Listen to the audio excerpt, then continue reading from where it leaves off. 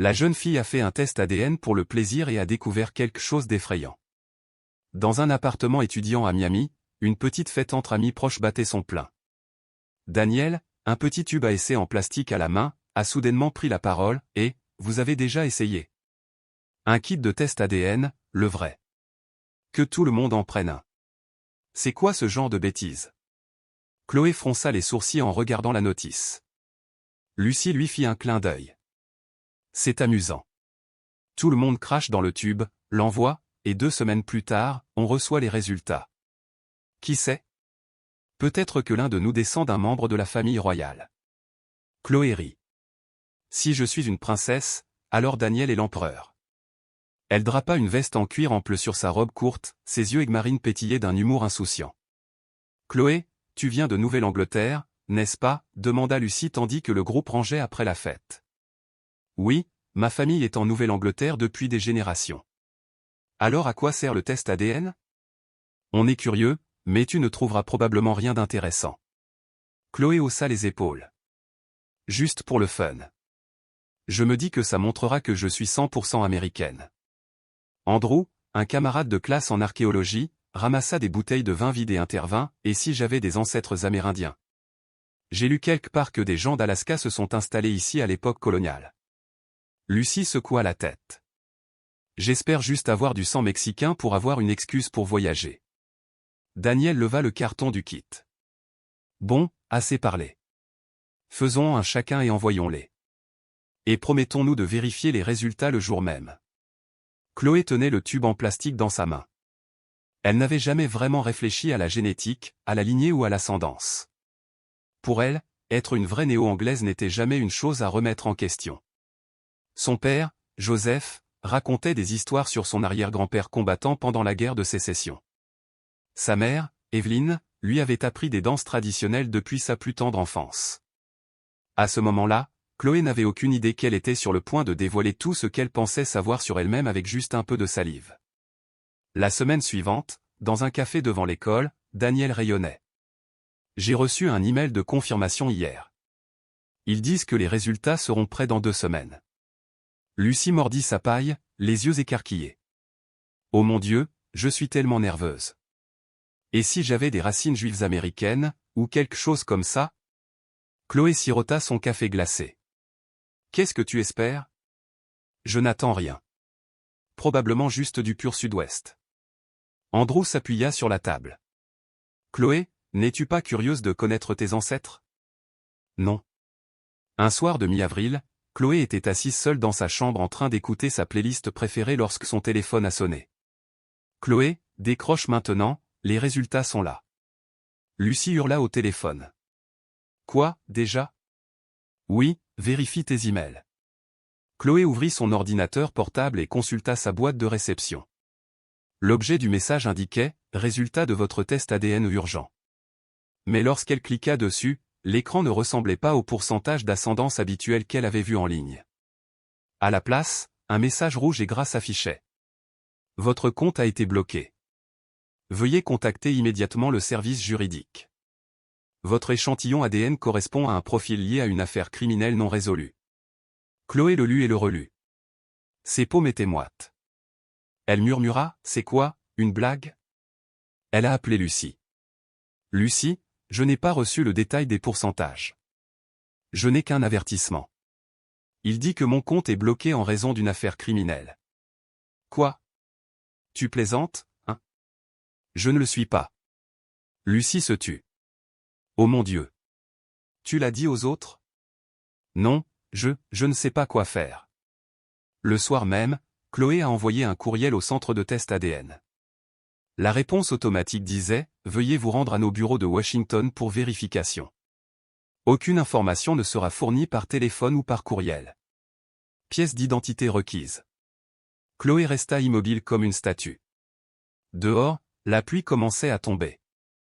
Les légers coups sur la vitre ne faisaient qu'accroître son malaise. Elle n'osait pas en parler à ses parents. Elle n'en parlait à personne d'autre qu'à Lucie. Lucie m'a ensuite envoyé un texto, « Si tu vas à Washington, je viens avec toi ». Chloé ne répondit pas tout de suite. Elle fixa la photo de famille sur son bureau, son père, sa mère et elle-même lors de leur voyage à Savannah l'année dernière. Cette photo lui apportait autrefois du réconfort, mais maintenant, elle lui donnait des frissons. Qu'est-ce qui m'arrive?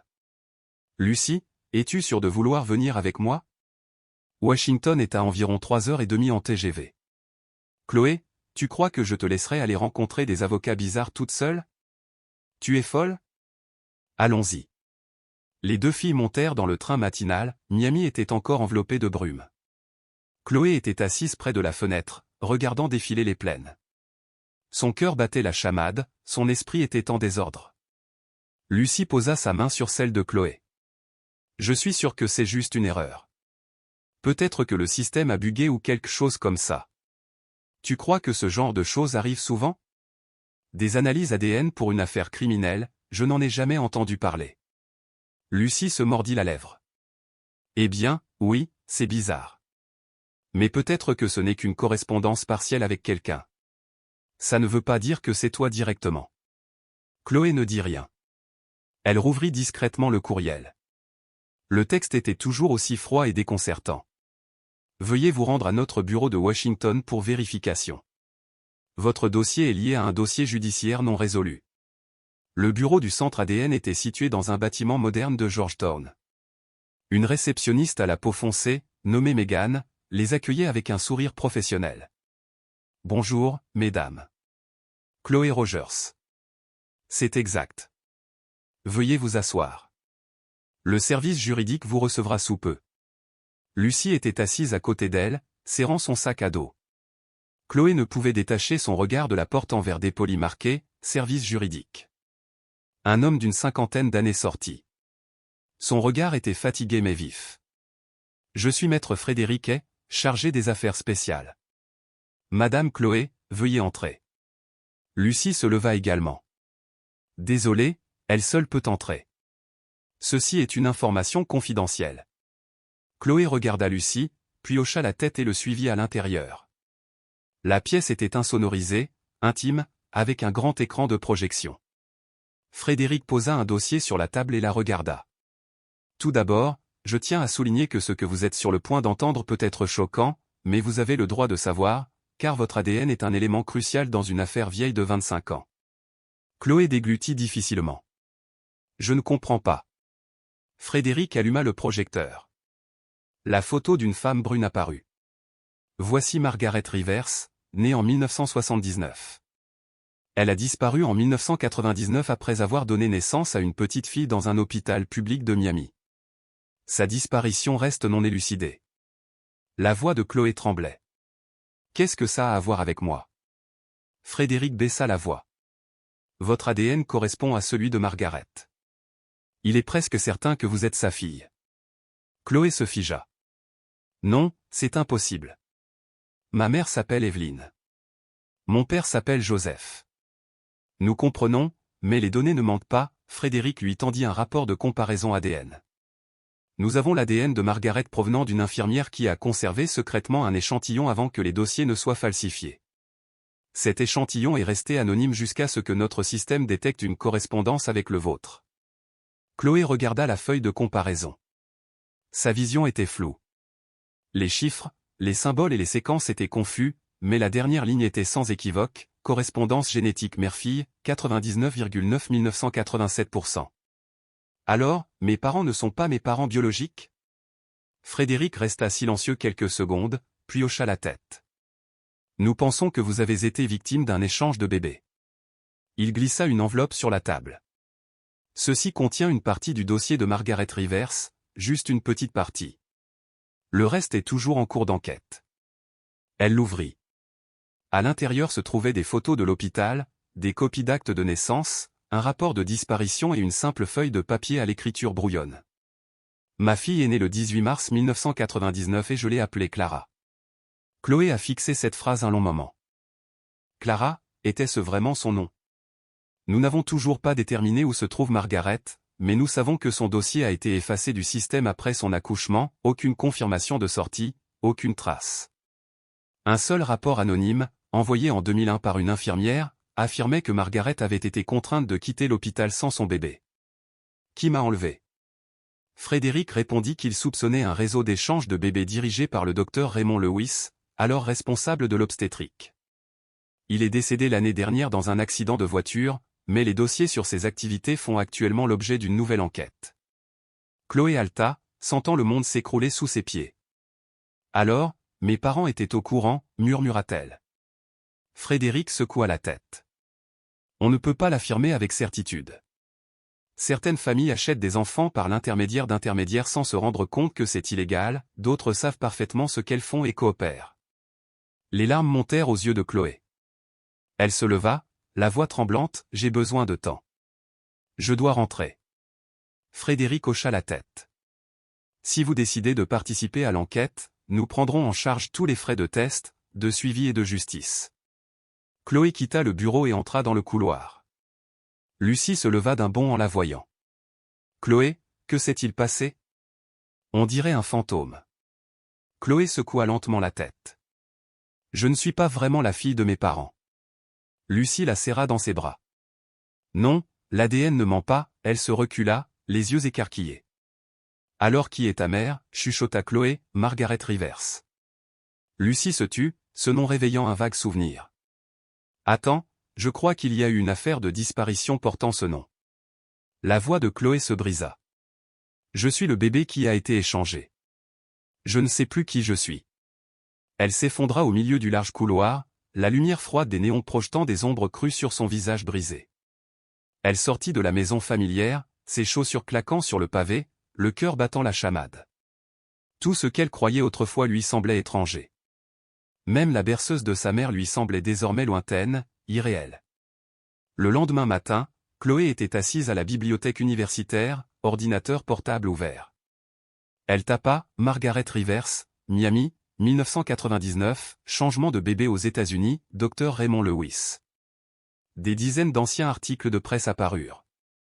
Un titre sauta aux yeux, « Disparition mystérieuse à l'hôpital Saint-Joseph, une mère disparaît sans laisser de traces après avoir accouché. » Une photographie en noir et blanc montrait une jeune femme aux yeux marron foncé et aux cheveux mi-longs délicatement bouclés. La légende disait, Margaret Rivers, 20 ans, a disparu sans laisser de traces après avoir donné naissance à une petite fille à l'hôpital Saint-Joseph le 18 mars 1999. La famille fut informée que la mère et l'enfant étaient partis en bonne santé, puis n'eut plus de nouvelles. Chloé murmura, « Alors, je suis née à Saint-Joseph. » Lucie, assise en face d'elle, l'observait avec inquiétude. « Que vas-tu faire ensuite ? » « Retrouver Margaret, » dit Chloé résolument. « J'ai besoin de savoir si elle est vivante. » Lucie hésita. « Et si elle ne veut pas te voir ?» Chloé ferma les yeux. « Au moins, je saurai la vérité. Je ne peux pas continuer à vivre sans savoir qui je suis. » Elle rechercha à nouveau les antécédents du docteur Raymond Lewis. D'innombrables articles apparurent, dont un de l'année dernière, le docteur Lewis décède dans un accident de voiture, lien présumé avec un réseau de trafic de bébés. Chloé l'ouvrit et lut un passage d'une infirmière anonyme ayant travaillé à Saint-Joseph. Il nous a dit de ne pas enregistrer les vrais certificats de naissance. Parfois, les mères étaient obligées de signer des documents par lesquels elles abandonnaient leur bébé. Certaines ne les ont jamais revus. Chloé frissonna. « Tu crois que ça arrivait à beaucoup de gens ?» Lucie hocha la tête. Il y a eu une période dans l'histoire des États-Unis qu'on appelait les bébés volés. Des milliers d'entre eux ont été échangés à leur insu. Une vague de panique s'empara de Chloé. Chaque nouveau détail la frappait comme un coup de poing. Les souvenirs d'enfance lui revinrent, la main chaude de sa mère caressant son front fiévreux, le rire de son père lorsqu'elle tomba de vélo, les fêtes de fin d'année désormais teintées de doute. Ce soir-là, elle appela Andrew par vidéo, un camarade de classe d'anthropologie dont la thèse portait sur les scandales du système de santé américain. « Andrew, es-tu libre ? J'ai besoin d'aide. »« Bien sûr, quoi de neuf ? Vous souvenez-vous d'avoir fait des recherches sur les scandales hospitaliers, en particulier sur les cas d'échange de bébés du XXe siècle ? » Il hocha la tête. « J'ai des tonnes de documents. »« C'est pour un article ? » Chloé déglutit difficilement. « C'est personnel. Mon ADN correspond à celui d'une femme disparue après avoir accouché en 1999. Je ne suis pas l'enfant biologique de mes parents. » Silence. « Waouh, » dit finalement Andrew. « Je ne m'attendais pas à ça. Laissez-moi me renseigner auprès du docteur Lewis. » J'ai un oncle aux archives nationales des dossiers médicaux qui pourrait m'aider. Merci, murmura Chloé. Je ne traverserai pas ça seul, d'accord? Quelques jours plus tard, Andrew m'a rappelé. Chloé, j'ai trouvé une piste, une infirmière nommée Rachel Vaughn qui travaillait sous la direction de Lewis à la fin des années 90. Elle a démissionné en 2000 après une enquête interne, mais n'a jamais été inculpée. J'ai retrouvé sa trace à une ancienne adresse dans la banlieue de Miami. Les yeux de Chloé s'écarquillèrent. Je dois la rencontrer. J'ai également appris qu'elle avait essayé de dénoncer Lewis en interne, mais que l'affaire avait été enterrée, et qu'elle avait ensuite disparu de tous les registres. Peux-tu venir avec moi? Bien sûr. Le lendemain matin, Chloé et Andrew montèrent dans un bus pour Little Havana, ces ruelles étroites bordées de maisons aux couleurs pastel.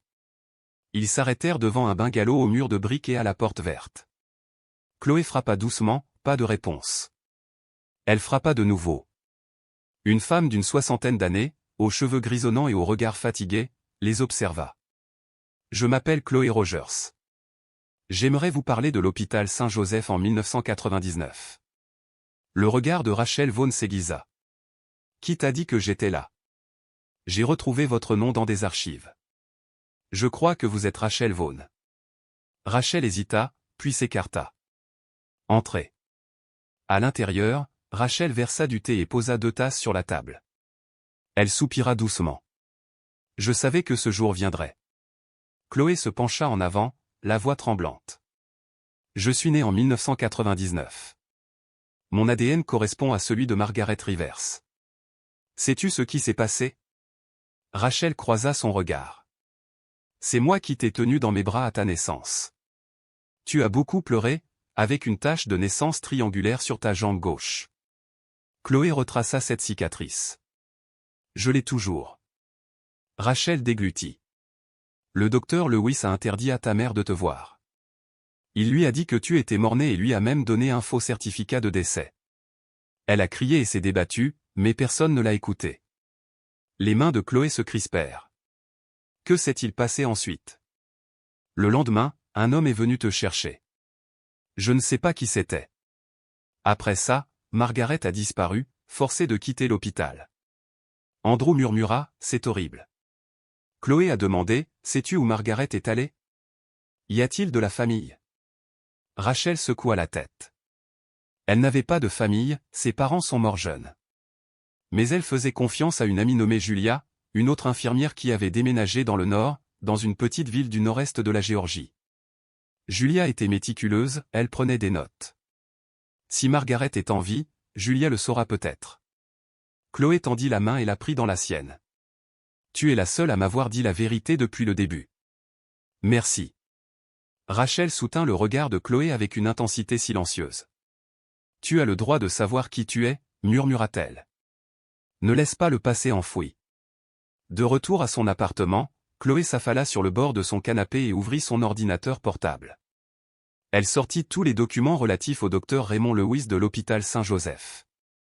Parmi les innombrables dossiers, un nom retint son attention, Peter Nolan, le journaliste d'investigation qui traquait le réseau d'échange de bébés depuis plus de 10 ans. Ses doigts tremblaient tandis qu'elle rédigeait un email.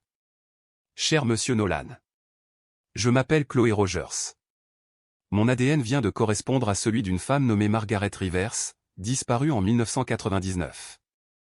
Je pense avoir été victime d'un échange de bébés à l'hôpital Saint-Joseph, sous la direction du docteur Lewis.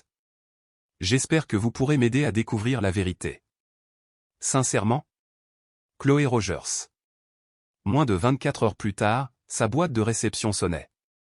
Chloé. Je connais le nom de Margaret Rivers. Je suis son dossier depuis 2013. Si vous êtes prêt, venez à mon bureau de Pennsylvania Avenue à Washington. Je vous montrerai tout ce que j'ai rassemblé, et j'ai besoin de votre témoignage. 2 victimes comme vous pourrez enfin faire la lumière sur cette affaire. Peter Nolan. Quelques jours plus tard, Chloé se retrouva à Washington, cette fois accompagnée d'Andrew. Le bureau de Peter était un labyrinthe exigu de dossiers, de photographies en noir et blanc et de notes jaunies épinglées sur toutes les surfaces. Lui-même était maigre, les cheveux grisonnants, des cernes sous les yeux, mais sa posture était impeccable, chaque mouvement précis. Chloé, la salua-t-il en lui serrant fermement la main. Tu n'es pas la première à venir la voir, mais tu seras peut-être la dernière à révéler ce que Lewis a laissé derrière lui. Chloé s'affala sur sa chaise, le cœur battant. Je veux tout savoir. Peter alluma un projecteur. L'écran s'illumina et afficha un graphique intitulé « Le réseau Clara », le nom de code de son enquête. Il traça du doigt une frise chronologique. Raymond Lewis a dirigé le service d'obstétrique de Saint-Joseph de 1992 à 2001. Durant cette période, plus de 70 nouveau-nés ont été officiellement déclarés morts-nés ou adoptés discrètement dans des circonstances mystérieuses. Pourtant, seule une douzaine de familles ont creusé suffisamment pour découvrir des irrégularités. Margaret Rivers était l'une de ces rares personnes courageuses. Elle a déposé une plainte auprès du département de la santé de Miami en mai 1999, 2 mois seulement après vous avoir donné naissance, mais les autorités l'ont classée sans suite faute de preuves. Peu après, elle a disparu. Son dossier a disparu des archives. Tu penses qu'elle a été assassinée ? Demanda Andrew à voix basse. Peter marqua une pause, scrutant leur visage. Je ne sais pas, admit-il. Pas de corps, pas de traces, c'est plus terrifiant que n'importe quel verdict. Un frisson parcourut l'échine de Chloé. Elle se souvint que ses parents lui avaient annoncé qu'ils ne pouvaient pas concevoir, et qu'un ami de la famille la leur avait présenté comme un cadeau. Peter se pencha et lui tendit un dossier. Voici le contrat d'adoption signé par vos parents. Il n'a jamais été examiné par un tribunal, il n'existe aucune trace officielle. C'est donc illégal. Ses doigts s'enroulèrent autour du papier friable. Au bas, en lettres majuscules, figurait la signature de Joseph Rogers, celui qu'elle avait toujours appelé « Papa ». Le remords la serrait. Peut-être qu'il ne le savait pas, murmura-t-elle. Certains ne l'ont pas su, acquiesça Peter d'une voix grave, mais d'autres le savaient et sont restés silencieux. Leur silence est plus effrayant que n'importe quel mensonge. Andrew fronça les sourcils. Est-ce que des acheteurs ont déjà été poursuivis ? Jamais, répondit Peter. Pas assez de preuves. La plupart des victimes préféraient laisser le passé intact. Chloé jeta un coup d'œil au mur tapissé de dizaines de portraits de nourrissons décolorés, chacun étiqueté avec une date et le nom de l'hôpital. Parmi eux se trouvait une photo fraîchement imprimée représentant ses traits de nouveau-né. Je refuse que cela soit enterré, murmura-t-elle, les yeux brillants de détermination. Je retrouverai Margaret, quoi qu'il arrive.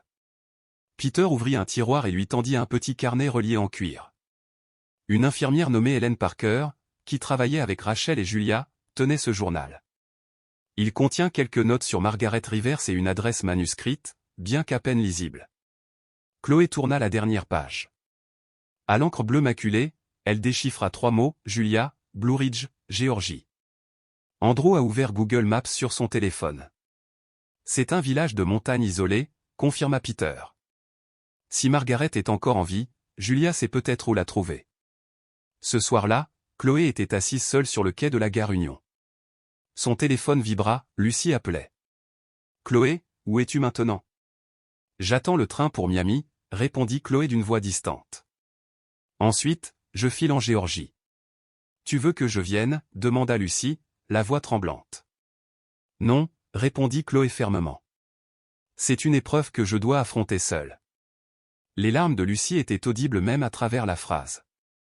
Tu es plus courageuse que tu ne le penses. Chloé prit une profonde inspiration. Merci d'être toujours là. Après avoir raccroché, le quai vide s'étendit devant elle. Dans ce silence, une part d'elle-même se brisa, mais une autre, plus féroce, prit sa place, une résolution primitive qu'elle ne pouvait abandonner. De retour chez elle, elle entra dans le salon sans hésiter.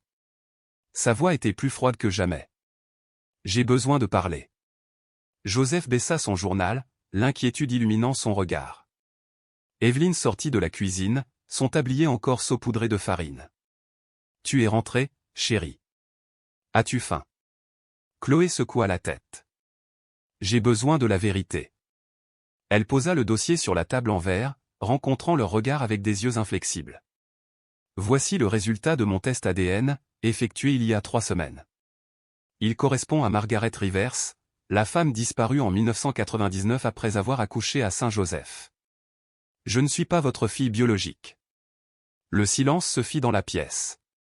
Les mains d'Evelyn tremblaient. Joseph cligna des yeux, cherchant sur son visage un signe que tout cela était une erreur. Qu'est-ce que tu dis, murmura Evelyne. Chloé glissa le contrat d'adoption non signé sur la table. C'est vrai. Tu as signé ça pour m'acheter. Pas de tribunal, pas de juge, juste ta signature et celle d'un intermédiaire du réseau de Lewis. Les larmes montèrent aux yeux d'Evelyne. J'avais peur. Peur que tu me détestes. Tu as laissé la vérité enfouie pendant 24 ans, dit Chloé d'une voix d'acier. Jusqu'à maintenant, chaque je t'aime était un mensonge. Je m'appelle Clara. Pas Chloé. Joseph se leva brusquement, le visage blême. Tu ne sais pas ce que tu dis. Chloé brandissait le contrat. Vous êtes avocate. Vous reconnaissez une adoption illégale quand vous en voyez une. Vous avez choisi de garder le silence. La voix d'Evelyne se brisa. Nous t'aimions. À chaque repas, à chaque histoire du soir, à chaque larme versée, nous étions là. Cet amour ne peut effacer le fait que j'ai été volée, dit Clara, les yeux brillants. Ma mère est là-bas, à ma recherche, pendant que tu faisais comme si de rien n'était. Monsieur Joseph s'installa au bord de la chaise. Si tu veux partir maintenant, on ne t'en empêchera pas. Mais avant, écoute ceci, nous avions tort, et pourtant notre amour n'a jamais été factice. Pour nous, tu as toujours été Chloé, jamais un produit. Chloé croisa leurs regards et vit de vraies larmes, mais son cœur ne pouvait s'adoucir. Pas encore. Pas tant que tout lui faisait encore si mal. J'ai besoin de temps, dit-elle à voix basse. Je dois quitter cet endroit et me retrouver. Je ne peux pas respirer dans une maison pleine de mensonges. Madame Evelyne tomba à genoux, serrant les jambes de sa fille. Chloé, s'il te plaît, ne me déteste pas. Je sais que tu souffres, mais je t'ai aimé de tout mon cœur. Doucement, Chloé retira les mains de sa mère. L'amour peut coexister avec la culpabilité, maman. Le lendemain matin, Chloé ferma sa valise. Lucie l'attendait en bas dans la voiture. Alors que Chloé sortait, Monsieur Joseph se tenait sur le seuil, tenant une petite boîte en bois. Chloé, je ne te demande pas pardon. Mais voici ce que nous avons gardé, tes premières photos, tes dessins, une cassette de ton tout premier rire. Je me suis dit que si tu as besoin de te raccrocher à quelque chose de réel, c'est là-dedans. Chloé accepta la boîte. Merci, papa. Où vas-tu, demanda-t-il. Je vais retrouver Margaret, ma vraie mère, et récupérer la part de moi qui a été volée. Sans un mot de plus, elle monta dans la voiture. Lucie tendit la main et la serra. Vous êtes sûr? J'en suis sûr. Je ne pourrai pas revenir en arrière avant d'avoir rencontré la femme qui m'a donné naissance. La voiture quitta la rue en bord de mer, et Chloé ne se retourna pas. Elle fixait devant elle les questions sans réponse, les pièces manquantes et la colère sourde qui brûlait encore dans sa poitrine. Chloé, veux-tu rester chez moi quelques jours, proposa Lucie tandis qu'elle s'arrêtait devant un petit hôtel du centre-ville. Non, merci. J'ai besoin d'être seule. Chloé glissa sa valise sur le trottoir. Si tu as besoin de quoi que ce soit, envoie-moi un SMS, même s'il est 3 heures du matin. Chloé hocha la tête. Je sais. Merci. Dans la petite chambre simple, Chloé jeta son sac dans un coin et s'effondra sur le lit.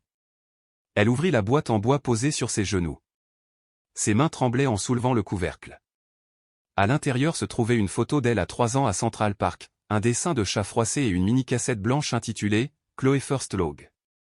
Lorsqu'elle prit la photo, une fillette aux cheveux bouclés rayonnante avec un ours en peluche rouge, les bras d'Evelyne la serrant dans ses bras, le souvenir lui serra la poitrine. Est-ce que tout cela était réel, murmura-t-elle. Ou n'était-ce qu'une mise en scène? Elle a tout laissé tomber sur le tapis. Le lendemain, Chloé errait dans Miami tel un fantôme, du Government Center à South Beach. Le soleil était aveuglant, la brise marine était forte, mais rien ne pouvait apaiser son esprit agité. Elle s'assit sur un banc de pierre au bord de l'eau, les yeux rivés sur l'océan. Un vieil homme pêchait non loin de là, un groupe d'enfants pataugeait dans les vagues. Tout le monde semblait si réel et elle, non. Son téléphone vibra. « Andrew, ça va? Je rassemble d'autres fichiers sur le réseau de Louis. Oui. Si tu as besoin de parler, je suis là. » Chloé a tapé et supprimé plusieurs réponses avant de finalement envoyer « Merci. Quand je serai prête. » Ce soir-là, de retour à l'hôtel, elle ouvrit son ordinateur portable, avec l'intention d'écrire un journal, mais ne savait pas par où commencer. Après plusieurs faux départs, elle écrivit. Aujourd'hui, j'ai réalisé que je ne sais plus qui je suis. Mon prénom au Chloé ne m'a pas été donné par ma mère biologique. Les souvenirs auxquels je m'accroche à l'enfance, l'affection, la foi sont liés à une famille qui ne m'a pas donné naissance. Alors, qui suis-je? Clara, le nom que Margaret a écrit sur mon acte de naissance? Ou encore Chloé, la fille d'Evelyne et Joseph?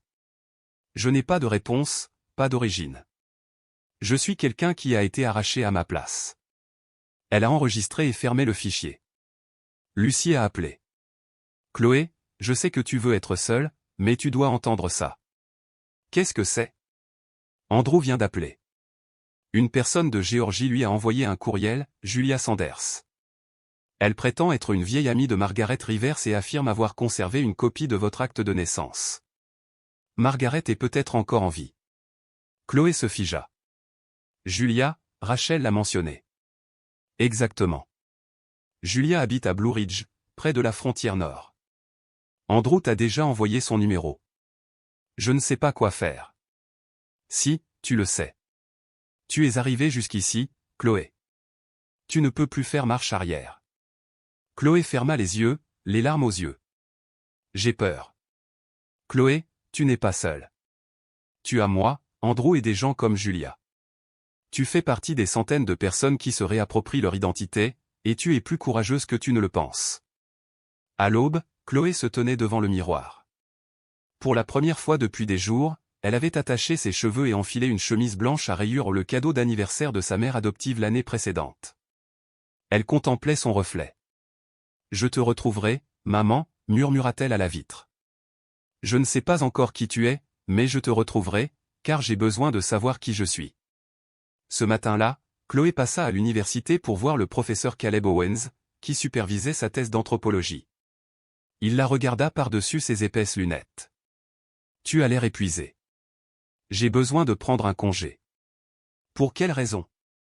Famille ou plutôt identité ?» Il hocha la tête. « Pas besoin de beaucoup d'explications. Mais si quelque chose de grave se produit, vous pouvez me faire confiance. » Chloé posa la main sur son carnet. « Je n'abandonne pas. Mais il faut que je retrouve quelqu'un, ma mère biologique. » Il sourit doucement. « Vas-y si ton cœur te le dit. On ne grandit vraiment que lorsqu'on ose s'aventurer dans l'obscurité à la recherche de sa propre lumière. » Chloé monta dans un bus à destination des Appalaches. Arrivée à son terminus, elle sentit l'air frais et humide de Géorgie. Des collines ondulantes d'un vert éclatant s'étendaient à perte de vue. À Blue Ridge, les maisons se groupaient autour d'une vieille chapelle. Elle s'approcha d'une vieille dame qui tricotait sur un porche. « Excusez-moi, je cherche Julia Sanders.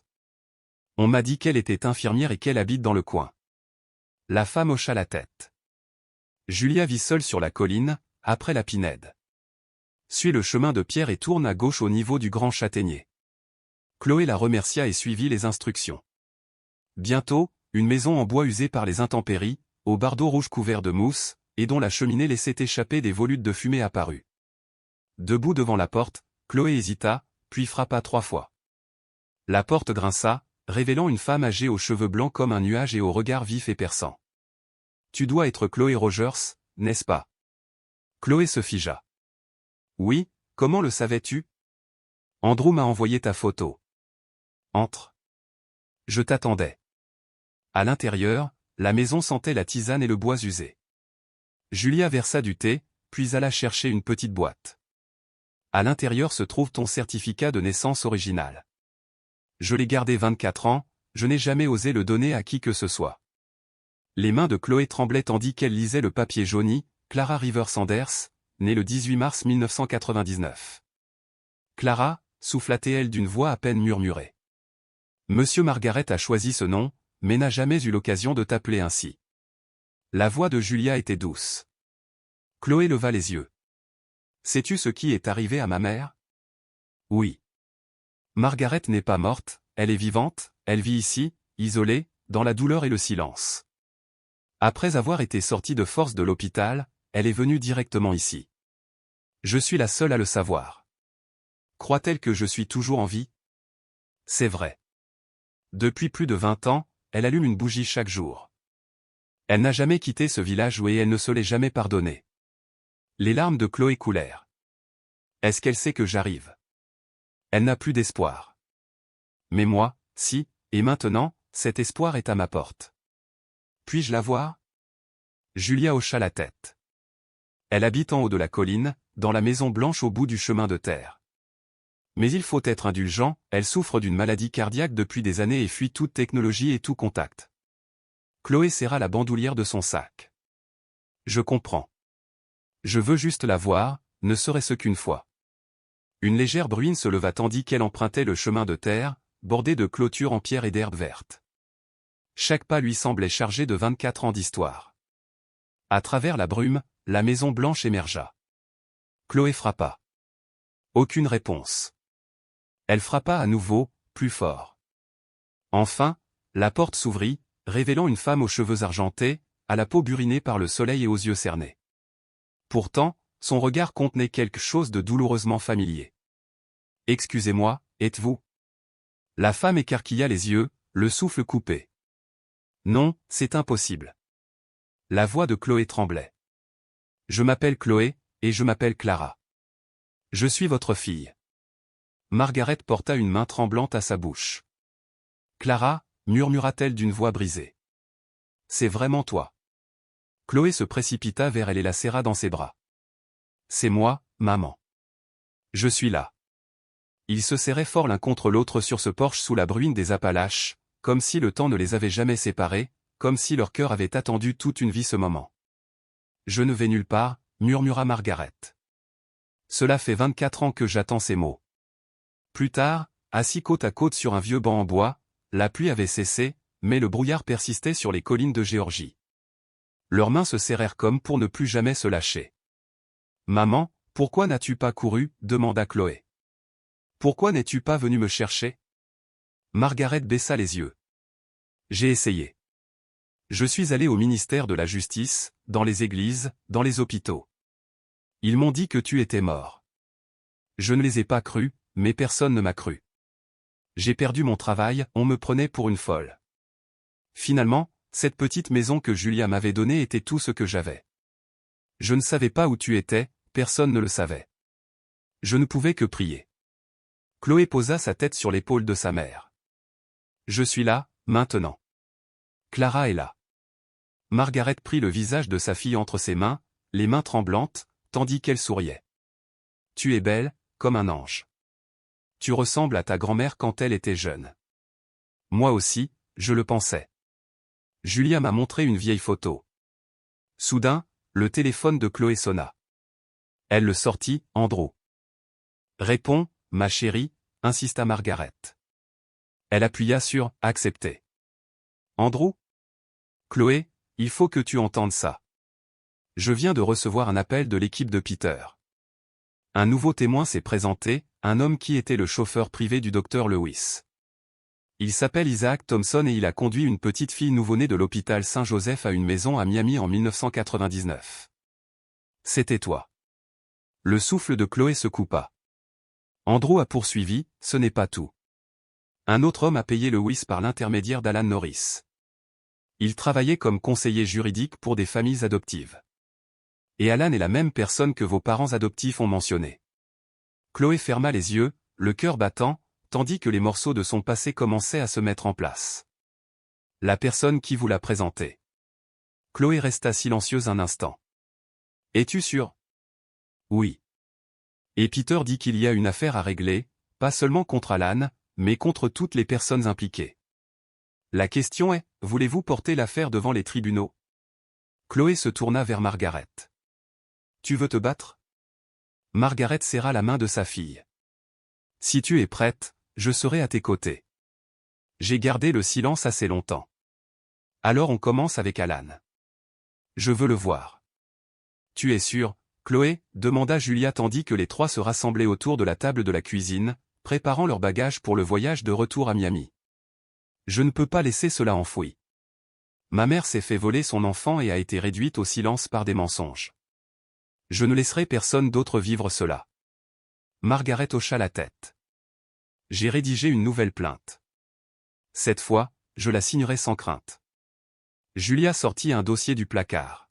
« Peter est prêt. La police recueillera les dépositions, mais les choses iront plus vite si nous avons des preuves solides. Chloé composa son numéro. Andrew a dit qu'Isaac avait accepté de témoigner. Si nous parvenons à le faire venir à Peter, son témoignage sera suffisamment convaincant pour révéler Alan au grand jour. Margaret regarda sa fille, les yeux doux et fiers. Tu es vraiment mon enfant. Peu importe ton nom, peu importe où tu as grandi, tu es Clara.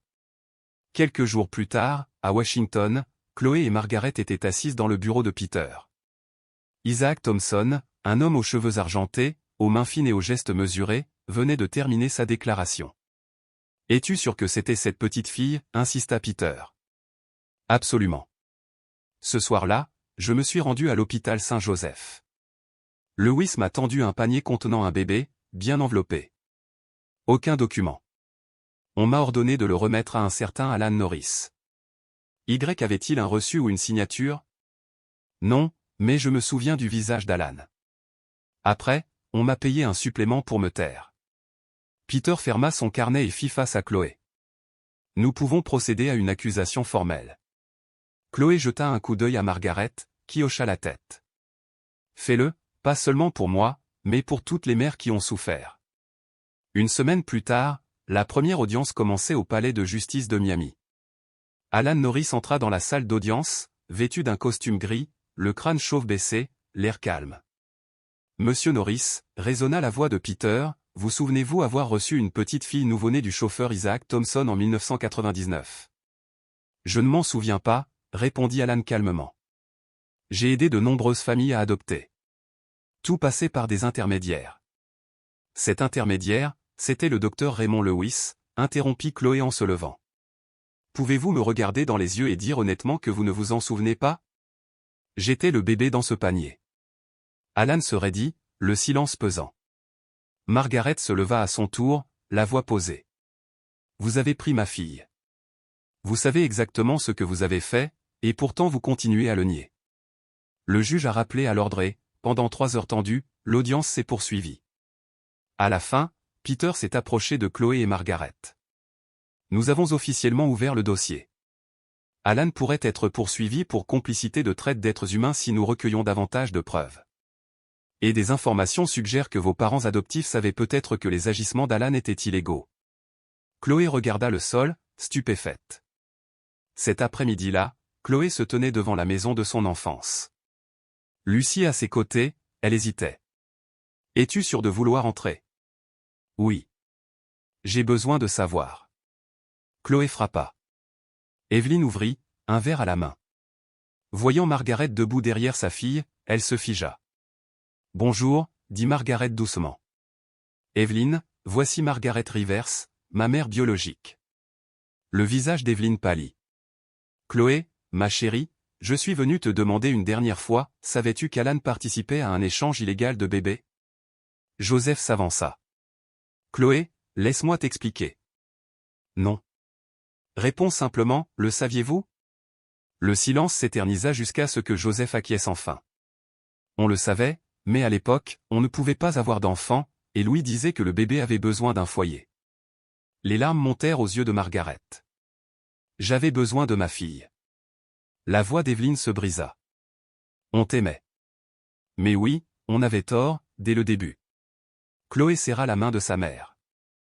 Maintenant, la vérité éclatera. En quittant le vieux quartier, Chloé jeta un dernier coup d'œil en arrière. La salle d'audience était bondée, les journalistes se bousculaient pour prendre des photos et des notes. L'affaire de l'échange de bébés était devenue l'une des plus grandes tempêtes juridiques du pays. Prochain témoin, l'infirmière Rachel Vaughn. Rachel a témoigné, les mains tremblantes mais le regard fixe. En 1999, j'ai travaillé sous la direction du docteur Lewis à Saint-Joseph. J'ai vu Margaret Rivers donner naissance à une petite fille en bonne santé, sans complications. Puis Lewis a ordonné que sa mère ne voie jamais son enfant. Il a falsifié un certificat de décès et m'a averti de garder le silence, sous peine de perdre mon emploi, ou pire. Connaissez-vous monsieur Alan Norris? Oui. Il rendait souvent visite à Lewis dans des salons privés. Je l'ai vu lui remettre des enveloppes à chaque fois. La salle d'audience bourdonnait. Le visage d'Alan se crispa. Une semaine plus tard, le verdict tomba. Alan Norris fut reconnu coupable de complicité de traite d'êtres humains et de falsification de documents judiciaires.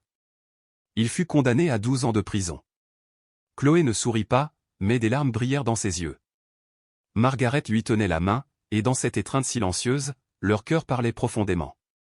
Devant le tribunal, Peter les accueillit avec un sourire chaleureux. « Félicitations. Vous avez fait ce que beaucoup n'osaient pas. »« Merci », murmura Chloé. Margaret a ajouté, « Nous l'avons fait en famille. » Ce soir-là, Lucy organisa une petite fête dans son appartement. Andrew, Julia, Peter et Rachel se réunirent. « Tout le monde, levez votre verre pour Clara. »« Chloé, la femme la plus courageuse que je connaisse », a crié Lucy. Rires et applaudissements emplirent la salle. Andrew leva son verre, et à Margaret, qui a allumé une bougie chaque jour pendant 24 ans. Rachel ajouta, et à la justice, car la vérité n'a pas été oubliée. Julia conclut, et vers l'avenir, car Clara sait maintenant qui elle est. La voix de Chloé résonnait clairement, autrefois, je pensais n'avoir aucune racine. Je n'étais jamais perdu, j'étais caché. Maintenant, je suis chez moi, et je ne vais nulle part. Après la fête, ils retournèrent en Géorgie. Ensemble, ils réparèrent la vieille maison, peignirent les murs et plantèrent de la lavande. « Comment te sentirais-tu si je restais ici un moment » demanda Chloé tandis que Margaret s'occupait du jardin. Margaret marqua une pause, puis sourit à travers ses larmes. « J'ai besoin de vivre ma vérité, non pas comme Chloé de la maison en bord de mer, mais comme Clara des collines de Géorgie. » Ils s'embrassèrent sous le vaste ciel, trop émus pour exprimer leurs sentiments. Un mois plus tard, Chloé publia un long article dans Elle Passe. Il fit le tour du pays. Je suis Clara Rivers. Autrefois connue sous le nom de Chloé Rogers, j'étais une enfant volée. Maintenant, je n'ai plus peur, seulement de l'espoir, car j'ai trouvé la vérité et la mère qui n'a jamais cessé de croire en moi. Ce soir-là, Peter m'a appelé, tout le pays lit votre histoire. 6 personnes m'ont déjà contacté, elles soupçonnent d'être elles aussi victimes. Alors ne les faisons pas attendre 24 ans, répondit calmement Chloé. Un après-midi, Chloé conduisit Margaret sur la colline derrière leur maison. D'ici, on peut voir le ciel tout entier. Quand j'étais triste, je m'asseyais ici et je t'imaginais courir dans l'herbe. Tu n'as plus besoin d'imaginer. Margaret sourit. Tu as raison. Chloé lui a tendu un collier, un pendentif gravé, Clara, de sa propre main, le nom qui figurait sur son acte de naissance. Maintenant, tu te souviendras toujours de moi. Plus jamais perdu. Ils s'embrassèrent sous la lumière dorée du soir. Ce soir-là, le professeur Caleb Owens m'a appelé. Chloé, votre article, il est incroyable. Pourriez-vous présenter votre histoire à notre symposium sur l'identité culturelle? J'adorerais. Personne ne devrait vivre sans savoir qui il est. Alors préparez-vous, le monde a besoin de vous entendre. Des semaines plus tard, à l'université de Barcelone, Chloé se tenait devant des centaines de personnes. Je croyais autrefois être une pure native de la Nouvelle-Angleterre, jusqu'à ce qu'un test ADN me fasse tourner en bourrique. J'ai découvert que j'étais victime d'un crime caché et, plus important encore, j'ai retrouvé la femme qui m'a donné naissance et qui ne m'a jamais abandonné. Margaret était assise au premier rang, les larmes aux yeux. Julia lui tenait la main, Rachel hochait la tête à côté d'elle. On ne choisit pas où l'on est, mais on peut choisir comment on vit. Je choisis la vérité. Je choisis de l'affronter. Je choisis l'amour, non pas pour un nom, mais pour qui je suis vraiment. Un tonnerre d'applaudissements retentit. Chloé s'inclina, les yeux brillants. Après la conférence, Margaret l'a rejointe sur scène. Tu me rends si fier que j'ai du mal à respirer. Je viens de dire la vérité, murmura Chloé. Non, dit fermement Margaret, vous avez donné aux gens l'espoir qu'eux aussi peuvent se retrouver. Lucy et Andrew se précipitèrent. Tu es célèbre maintenant, une source d'inspiration pour tant de gens. Chloé rit, joyeuse et libre. Non, je suis juste Clara, la fille de Margaret Rivers. Ce soir-là, ils retournèrent en Géorgie. Chloé était assise près de la fenêtre, écrivant son journal. La dernière phrase, j'étais autrefois perdue, mais j'ai trouvé la lumière auprès de la femme que je croyais disparue de ma vie et ce voyage m'a permis de me retrouver. L'histoire de Chloé nous rappelle le pouvoir de la vérité et du courage. Bien que son identité ait été usurpée à la naissance, elle a refusé de vivre dans le mensonge. Son parcours pour retrouver sa mère biologique était plus qu'une simple quête des origines, il témoignait que la justice peut être différée, mais qu'elle ne peut être niée. Chacun mérite de savoir qui il était d'être aimé pour cela. Affronter la douleur est le seul moyen de guérir et de cheminer vers la lumière. Si vous avez aimé cette histoire, n'hésitez pas à aimer et à vous abonner, votre soutien nous motive à continuer à partager des histoires touchantes presque chaque jour. À bientôt.